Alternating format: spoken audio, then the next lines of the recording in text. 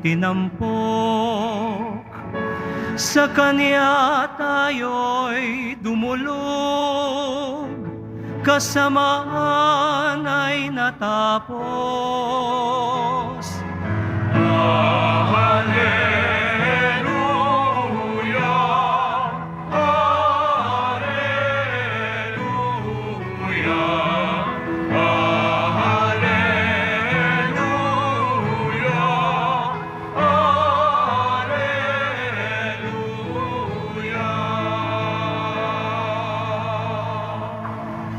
Sumainyo ang Panginoon.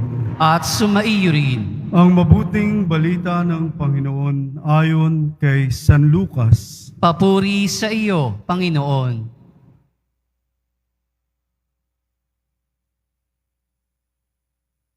Noong panahong yun, matapos palayasin ni Jesus ang isang demonyo, nanggilalas ang mga tao.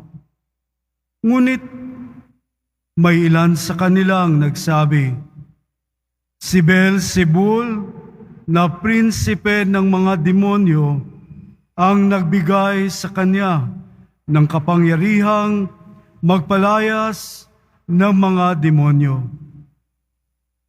May iba namang nais siyang subukin kaya't nagsabi, magpakita ka ng kababalaghang magpapakilala na ang Diyos ay sumasayo. Ngunit batid ni Jesus ang kanilang iniisip. Kaya't sinabi sa kanila, babaksak ang bawat kahariang nahahati sa magkalabang pangkat at mawawasak ang mga bahay roon. Kung magimagsik si Satanas laban sa kanyang sarili, paano mananatili ang kanyang kaharian? Sinasabi ninyong nagpapalayas ako ng mga demonyo sapagkat binigyan ako ni Beelzebul ng kapangyarihang ito.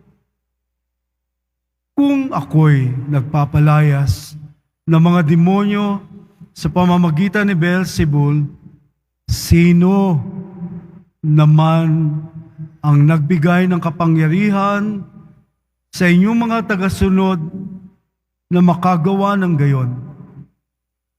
Sila na rin ang nagpapatunay na maling-mali kayo. Ngayon, kung ako'y nagpapalayas ng mga demonyo sa pamamagitan ng kapangyarihan ng Diyos, nangangahulugang dumating na sa inyo ang paghahari ng Diyos. Kapag ang isang taong malakas at nasa sandatahan ay nagbabantay sa kanyang bahay, malayo sa panganib ang kanyang ari-arian.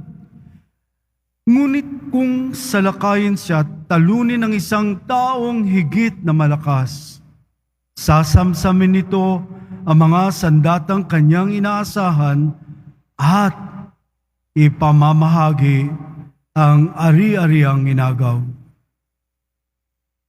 Ang hindi panig sa akin ay laban sa akin, at nagkakalat ang hindi tumutulong sa aking mag-ipon. Kapag lumabas na mula sa tao ang isang masamang espiritu, ito'y gumagala sa mga tigang na lugar at naghahanap ng mapagpapahingahan. Kung walang matagpuan, ay sasabihin ito sa sarili, babalik ako sa bahay na aking pinanggalingan. Pagbabalik, ay matatagpuan niyang malinis na ang bahay at maayos. Kaya lalabas siyang muli at magsasama ng 7 pang espiritong masasama kaysa kanya, at papasok sila at maninirahan doon. Kaya't sumasama kaysa dati ang kalagayan ng taong iyon. Mga kapatid, ang mabuting balita ng Panginoon. Pinupuri ka namin, Panginoong Hesu Kristo. Maupo muna po ang lahat. Parang hindi sanay na walang mask. Parang nakakapanibago. Kasi sa PGH po, everyday, pagpasok sa mga wards ay may mga mask. Pero nagagandahang mga mukha ngayon kasi wala nang tabing. Kaya pagandahin pa ninyo ang biyaya ng Diyos na tayo'y alihan ng mabuting spiritu. Taglay. At sinasabi po ng ating Poong Jesus Nazareno po ngayon, panalangin at sakripisyo ang siyang nagbibigay lakas upang labanan ang mga pagharap sa mga pagsubok sa buhay. Ang ating pong ebanghelyo ay mahaba, pero may isang katagang napakahalagang binigkas po ng Poong Jesus Nazareno. Kung ako'y nagpapalayas ng mga demonyo sa pamamagitan ng kapangyarihan ng Diyos, nangangahulugang dumating na sa inyo ang paghahari ng Diyos. Nagpapalayas ang Poong Jesus Nazareno ng mga demonyo mula sa tao, bagamat siya'y inaakusahan sa kanyang ginagawa na ang mga ito'y nagmumula sa kapangyarihan ni Beelzebul, ang prinsipe ng mga demonyo.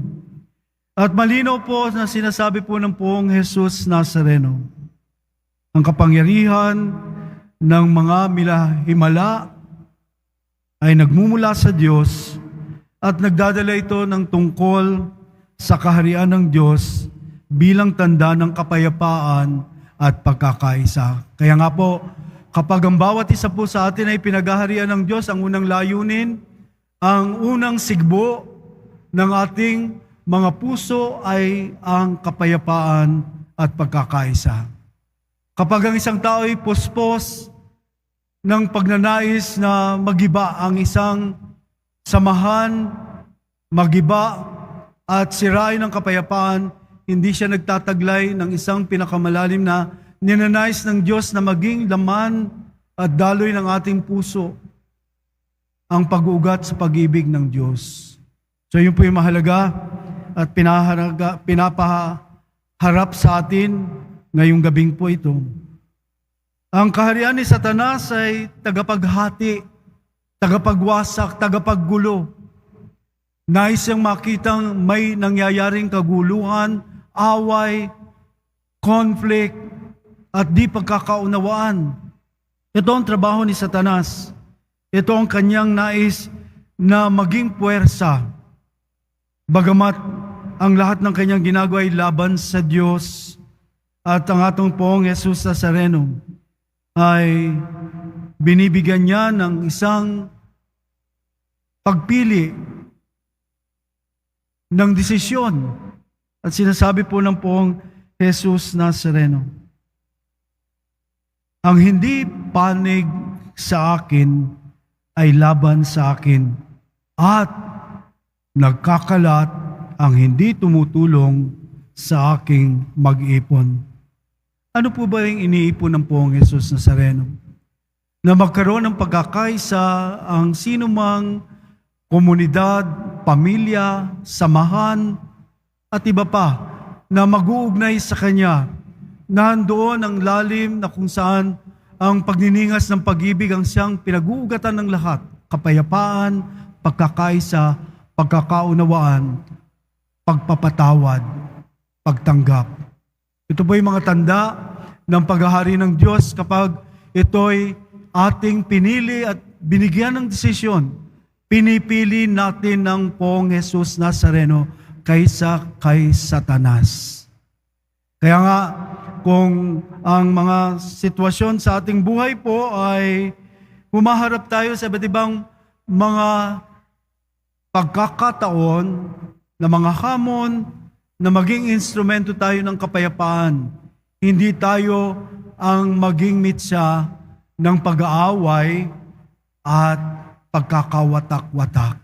Yun po yung pinakaano po doon. Mitsa ng pag-aaway at pagkakawatak-watak pag isang tao ay gumagawa ng kanyang sariling eksena, pabida at atensyon. Hindi po trabaho ng Diyos yun.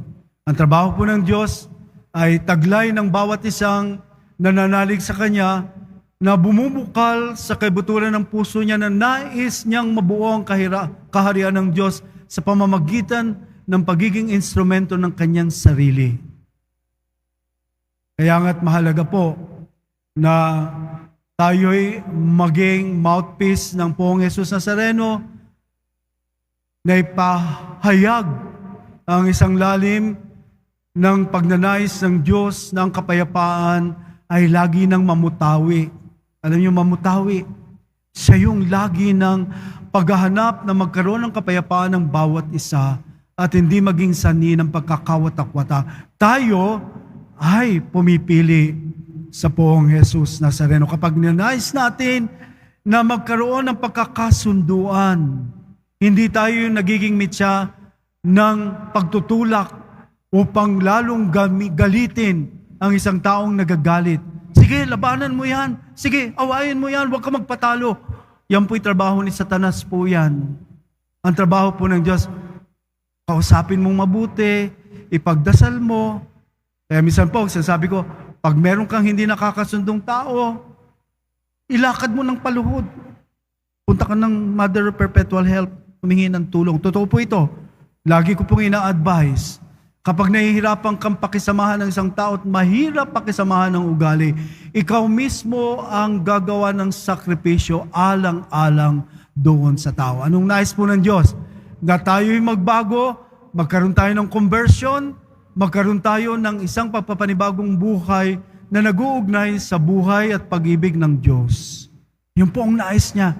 Ito po ang kailangan ng mundo po ngayon.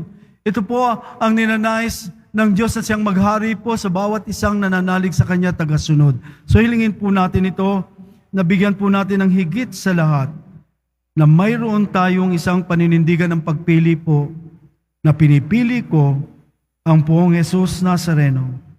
Nais kong maging panig sa Kanya at hindi maging laban sa Kanya. At nais kong tumulong na mag-ipon at hindi magkalat.